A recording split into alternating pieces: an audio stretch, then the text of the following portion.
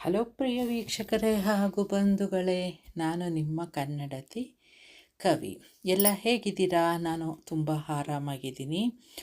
Merry Christmas ಹೇಳೋದೇ ಮರ್ತೋಗಿತ್ತು ನೋಡಿ ನನ್ನ ಇದರಲ್ಲಿ.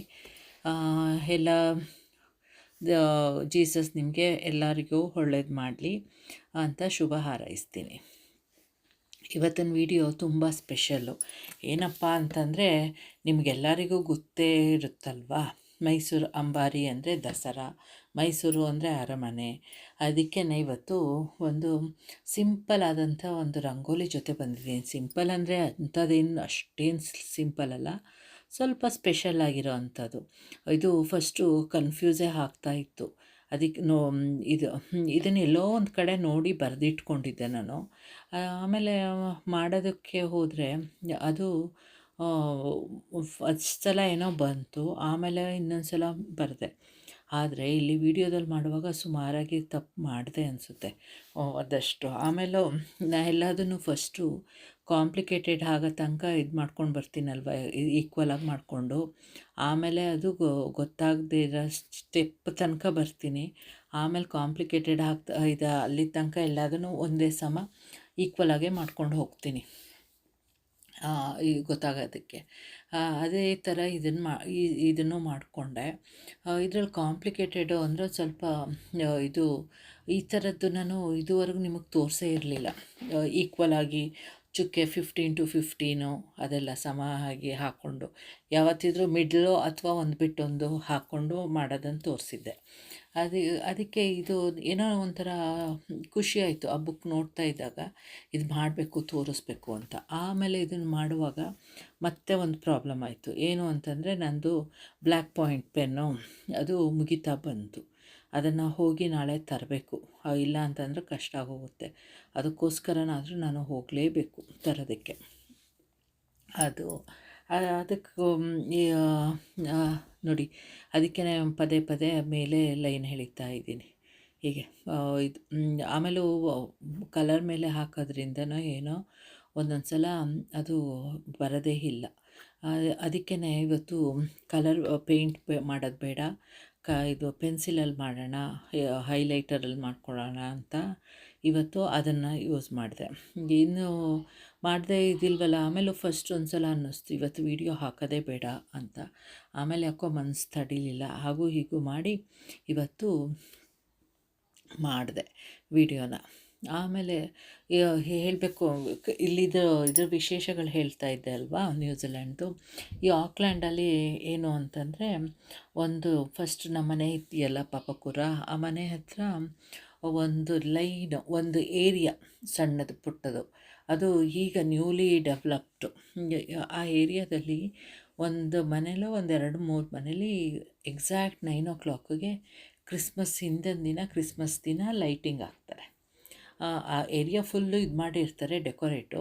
ಆದರೆ ಇದು ತುಂಬ ಸ್ಪೆಷಲ್ ಆಗಿರುತ್ತೆ ಒಂದು ಮನೇಲಿ.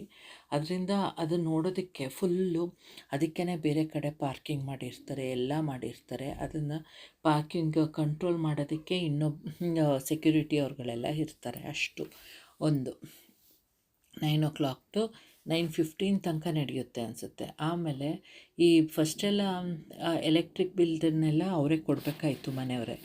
ಆದರೆ ಆಮೇಲೆ ತುಂಬ ಬರುತ್ತಲ್ವ, ಆಮೇಲೆ ಕೌನ್ಸಿಲ್ ಅಂತಂದರೆ ಏನು ಹೇಳ್ತೀವಿ ನಾವು, ಕಾರ್ಪೊರೇಷನ್ನು ಅದು ಹೇಳಲ್ವ, ಆ ಥರ ಅವರೇ ಇದು ಮಾಡ್ತಾರೆ, ಫ್ರೀ ಅದು. ಅದರಿಂದ ಏನೂ ಪ್ರಾಬ್ಲಮ್ ಇಲ್ಲ. ಅದೊಂದು. ಆಮೇಲೆ ಇಲ್ಲಿ ಸಿಟಿ ಹತ್ರ ನಾವಿರೋ ಕಡೆ ಇನ್ನೊಂದು ಕಡೆ ಒಂದು ಲೈನ್ ಫುಲ್ಲು ಆ ಥರ ಡೆಕೋರೇಟ್ ಮಾಡಿರ್ತಾರೆ ಲೈನಲ್ಲಿ. ಅದು ಎಷ್ಟು ನುಗ್ಗಲು ಎಲ್ಲ ಇರುತ್ತೆ ಅಂದರೆ ಅಷ್ಟೊಂದು ಇರುತ್ತೆ. ಅದು ಅಷ್ಟೊಂದೇನು ಇದಿರಲ್ಲ. ಫಸ್ಟ್ ನಾವು ನೋಡಿದ್ದು ಅದನ್ನೇ. ಇದು ಗೊತ್ತಿರಲಿಲ್ಲ ನಮಗೆ ಪಾಪಕುರ ಹತ್ರ. ಅಲ್ಲಿಗೆ ಹೋದ್ಮೇಲೆ ಗೊತ್ತಾಯಿತು ಅದು. ಆಮೇಲೆ ಇನ್ನೊಂದು ಫುಲ್ ಲೈಟಲ್ಲೇ ಆ ಲೈನ್ ಫುಲ್ ಆದಮೇಲೆ ಹಿಂಗೆ ಬಂದರೆ ಅಲ್ಲಿ ಒಂದು ಪಾರ್ಕ್ ಇದೆ ಪುಟಾಣಿದು. ಆ ಪಾರ್ಕ್ ಹತ್ರ ಅಲ್ಲಿ ಒಂದು ಲೈಟಿಂಗಲ್ಲೇ ಕ್ರಿಸ್ಮಸ್ ಟ್ರೀ ಮಾಡಿರ್ತಾರೆ. ಆಮೇಲೆ ಅಲ್ಲಿ ಕೂತ್ಕೊಂಡು ನೋಡೋದಕ್ಕೆ ಅಂತ ಅಂದ್ಬಿಟ್ಟು ಬೀನಿ ಬ್ಯಾಗ್ಗಳಿಟ್ಟಿರ್ತಾರೆ. ಅಲ್ಲೇ ಮಲ್ಕೊಂಡು ಅದನ್ನು ನೋಡ್ಬೋದು. ಪಾರ್ಕಲ್ಲೇ ಎಲ್ಲ ಇದು ಮಾಡ್ಕೊಳ್ಬೋದು. ಎಲ್ಲ ರೆಡಿಯಾಗಿ ಹೋಗಿರ್ತಾರೆ ಜನರು. ಅದನ್ನು ಫಸ್ಟು ನಾವು ನೋಡಿದ್ವಿ. ಯಾವಾಗ ನೋಡಿದ್ದೆ ಅಂದರೆ ನನ್ನ ದೊಡ್ಡ ಮಗ ನನ್ನ ಹೊಟ್ಟೆಲಿದ್ದ, ಆಗ ಅಲ್ಲಿಗೆ ಹೋಗಿ ನೋಡಿದ್ದು ಅನಿಸುತ್ತೆ. ಹೌದು. ಯಾಕೆ ಅಂತಂದರೆ ಅದು ನನಗೆ ಎಷ್ಟು ಚೆನ್ನಾಗಿ ನೆನಪಿದೆ ಅಂತಂದರೆ, ಅದನ್ನು ನೋಡೋದಕ್ಕೆ ನಮ್ಮ ನನ್ನ ಹಿಂದಿನ ಮನೆಯವ್ರೂ ಇಂಡಿಯನ್ಸು. ಅವರು ಏನೋ ಪೂನಾದವರು. ಆಗ ಅವರು ಪೇರೆಂಟ್ಸು ಇನ್ಲಾಸು ಬಂದಿದ್ದರು, ಅವರು ಬಂದಿದ್ದರು ಅದನ್ನು ನೋಡೋದಕ್ಕೆ. ಆಗ ನಾವು ಹೋಗಿದ್ವಲ್ಲ, ಅಲ್ಲೇ ಇದ್ದು ಎಲ್ಲ ಇದು ಮಾಡಿದ್ವಿ. ಆಮೇಲೆ ಅಲ್ಲಿ ಒಂದು ಹೈದ್ರಾಬಾದಿ ಸ್ಟೈಲ್ದು ರೆಸ್ಟೋರೆಂಟ್ ಇದೆ. ಅದು ಯಾವುದು ಅಂತಂದರೆ ಸ್ಯಾಫ್ರನ್ ಅಂತ, ತುಂಬ ಚೆನ್ನಾಗಿರುತ್ತೆ. ಒಂದು ಸಲ ಹೋಗಿದ್ವಿ, 1-2 ಸಲ. ಆಮೇಲೆ ಡೆಲಿವರಿ ಆದಮೇಲೆ ಅಮ್ಮ ಬಂದಿದ್ರಲ್ಲ, ಅವ್ರದ್ದು ಆ್ಯನಿವರ್ಸರಿ ಇತ್ತು. ಆಗ ಅವ್ರನ್ನ ಕರ್ಕೊಂಡು ಹೋಗಿದ್ವಿ. ಆಗ ಅವ್ರಿಗೂ ತುಂಬ ಇಷ್ಟ ಆಯಿತು ಅದು ರೆಸ್ಟೋರೆಂಟು. ಆಮೇಲೆ ಈಗ ಅಲ್ಲಿಗೆ ಹೋಗೋದಕ್ಕೆ ಇಷ್ಟ ಇಲ್ಲ. ಆಮೇಲೆ ಇನ್ನೊಂದಿದೆ ಪ್ಯಾರಡೈಸ್ ಅಂತ.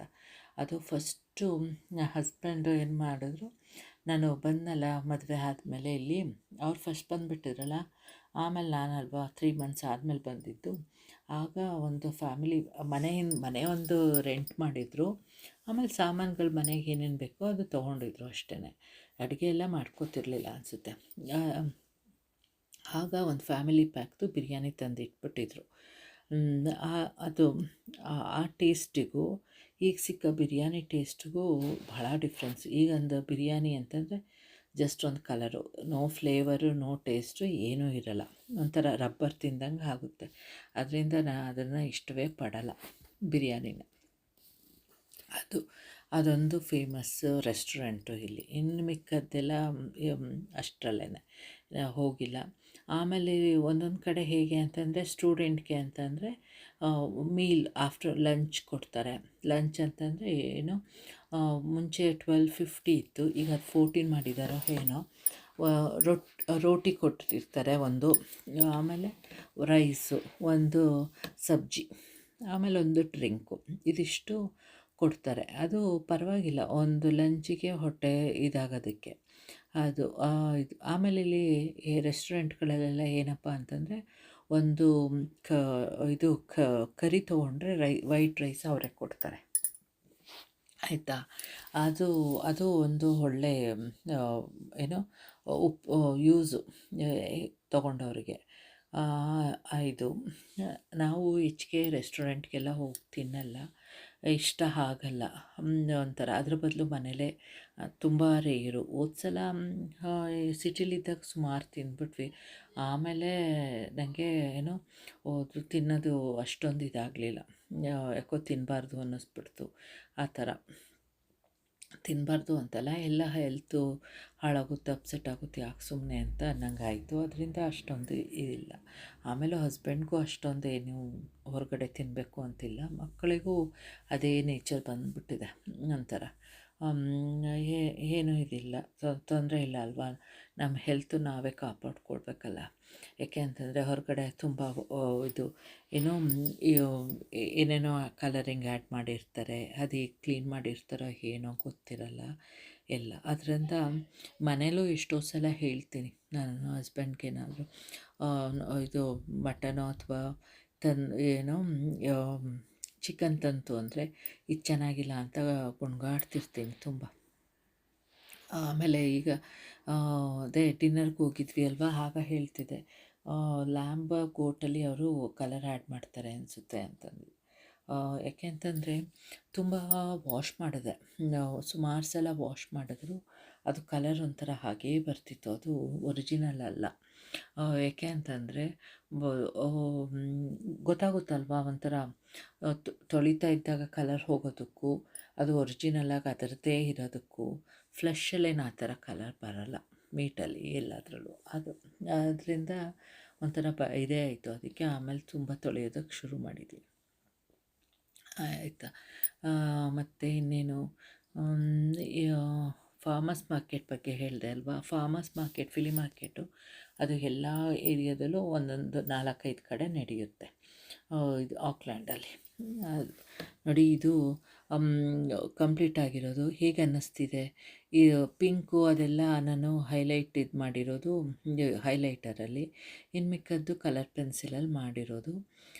ಅದನ್ನು ವೀಡಿಯೋ ತೆಗೆಯೋಕ್ಕಾಗಲಿಲ್ಲ. ಯಾಕೆ ಅಂತಂದರೆ ನಂದು ಸ್ಟೋರೇಜು ಡಿಲೀಟ್ ಮಾಡಿರಲಿಲ್ವಲ್ಲ, ಅದು ಪ್ರಾಬ್ಲಮ್ ಬಂತು. ಅದಕ್ಕೇ ಆಮೇಲೆ ಮಾಡ್ಕೊಳ್ಳೋಣ ಇದನ್ನು ಅಂದ್ಬಿಟ್ಟು ಹೇಗೂ ಫೋಟೋ ತಾನೇ ಇದು ಮಾಡೋದು ಅಂದ್ಬಿಟ್ಟು ಇಷ್ಟಕ್ಕೆ ಇದು ಮಾಡಿದೆ. ಇವತ್ತಿಗೆ ಇಲ್ಲಿ ವಿಡಿಯೋ ಇಷ್ಟಕ್ಕೆ ನಿಲ್ಲಿಸ್ತಾ ಇದ್ದೀನಿ. ಯಾರಿಗೆಲ್ಲ ಇಷ್ಟ ಆಯಿತು ಅವರು ಪ್ಲೀಸ್ ಒಂದು ಲೈಕ್ ಕೊಡಿ, ಕಮೆಂಟ್ ಮಾಡೋದು ಮರಿಬೇಡಿ. ನಾಳೆ ಮತ್ತೊಂದು ವಿಡಿಯೋ ಜೊತೆ ಸಿಗೋಣ. Bye, take care, love you all, see you, merry Christmas once again.